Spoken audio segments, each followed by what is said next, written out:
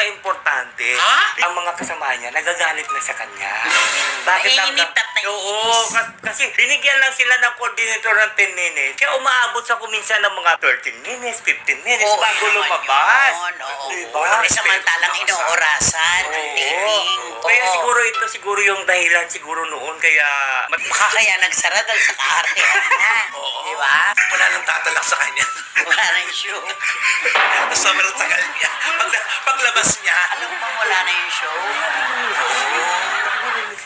Si Donine, wala na. Wala na.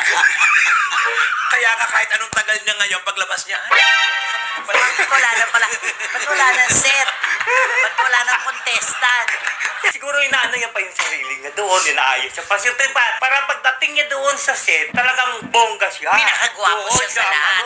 Ito na ako. Di ba ayos na ayos. Talaga yung mga damit niya, talagang plansyado. Plansyado. Saka yung buhok niya, di ba? ayos. Pero